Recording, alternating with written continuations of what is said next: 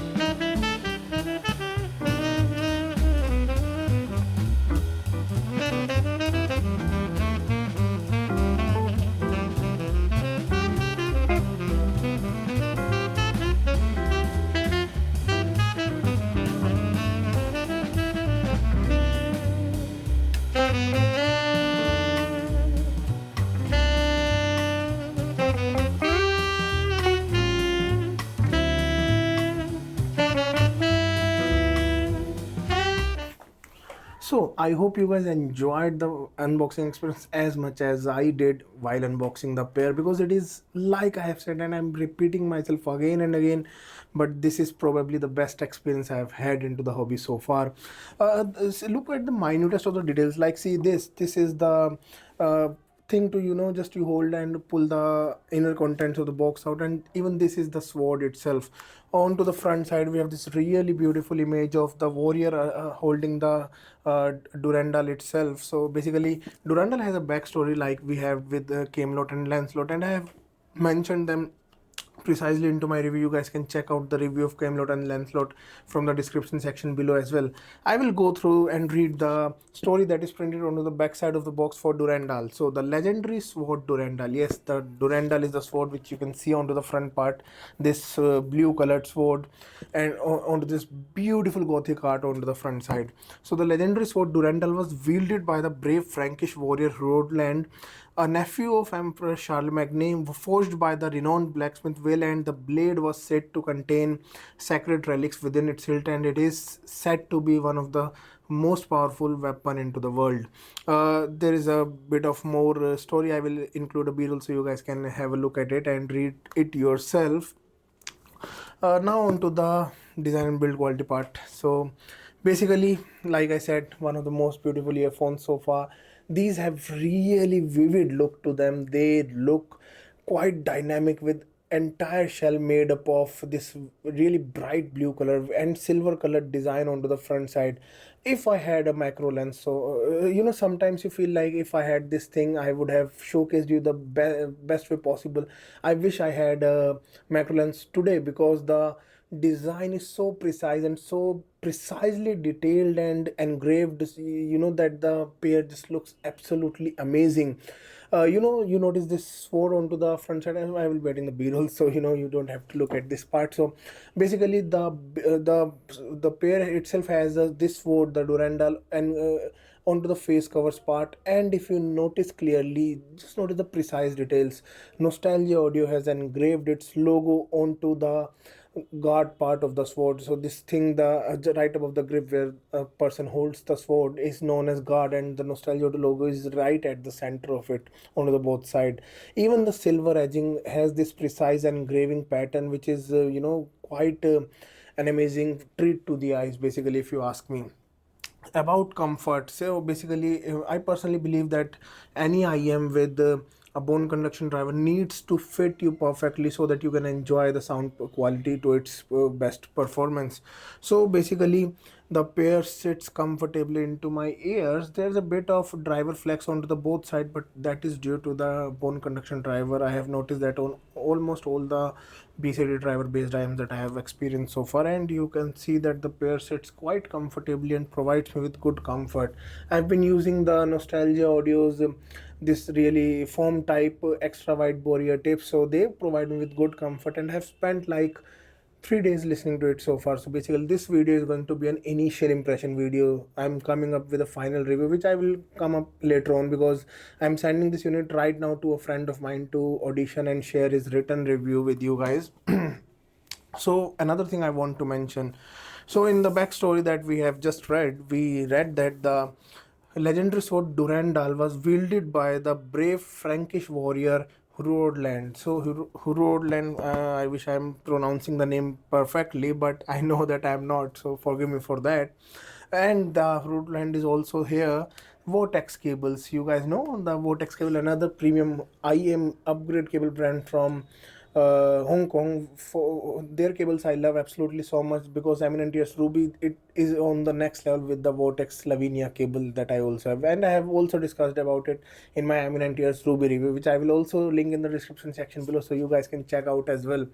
So Vortex Cables designed a cable basically for the Durandal, and this is known as Roadland basically.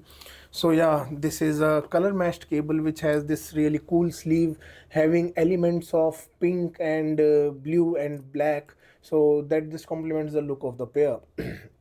About the drivability, I don't notice the Durandal to be demanding at all or taking any kind of toll onto any of the given sources that I have treated it with. I have treated it with Code Mojo 2, with my R82 so far, and it has been a smooth journey so far. I never had to push the volume too much, and it is quite sensitive as well. As I also read that the sensitivity impedance is just 15 ohms, and with high sensitivity of 115 decibels. So don't worry, just treat her with a good source and you're going to have a good time.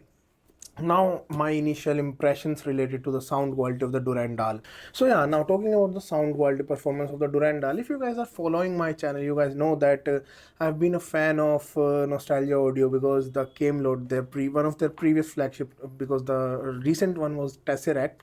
So Camelot, along with its upgrade cable, the Lancelot, is one of my top favorite and my personal endgame sound, because I enjoy to date. And I got to know from Nostalgia that the Durandal is also tuned by the same person who has designed the Camelot. If you guys have checked that review, it is tuned by Mr. Adrian from Nostalgia. So yeah, the Durandal. Durandal sounds quite different from Camelot, yet retains that same character. I mean to say that they are both different sounding IEMs, but they tonally they sound quite identical to each other. You will notice that the coherency level between different drivers is kind of the same, and still the Durandal delivers you a different sound signature.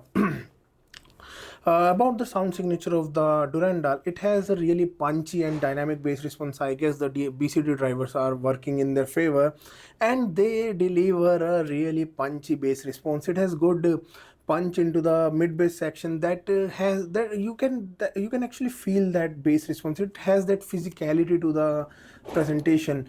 The sub bass reach is also deep. It might not be possible to get that into the graph because BCD drivers, as you know, they can't be measured into graph, but especially by using the hobbyist gear that we have. So basically, the amazing sub bass rumble and really good bass response. I would say it has more punch, it has more body, it has more slam than the Camelot. Coming to the mid range section is slightly recessed yet retains good character for vocals and maintains good resolution. Even with such a punchy and tightly controlled bass response, you won't hear any kind of muddiness or any kind of loose character being introduced into the mid bass section, because the mid bass section is really clean and accurate in its presentation. Treble is quite safely tuned, I must say that.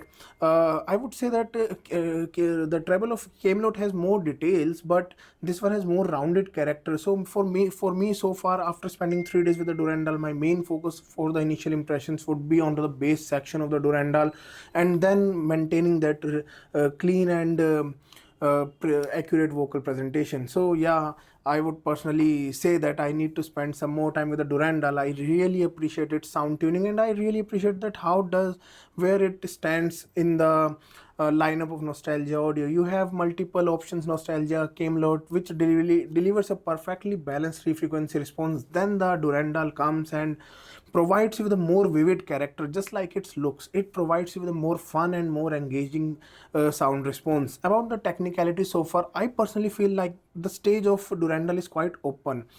It opens and expands deeply into the depth and good width as well. So you are going to have a good time, really good time, if you are looking for a fun and engaging sound signature with the Nostalgia de Durandal. Well, stay tuned with me onto this channel, because I will be coming up with Nostalgia de Durandal in-depth review after I spend some more time, after it is being it comes back from my friend, and then I will spend some 10 or 20 days with it, and then I will come up with a really detailed review. So stay tuned with me onto this channel. Well, this is about Nostalgia audio Durandal so far. So I hope you guys enjoyed watching this video. Don't forget to leave me a like, and don't forget to subscribe to my channel as well. Well, that's Pulkit signing off. Thank you so much.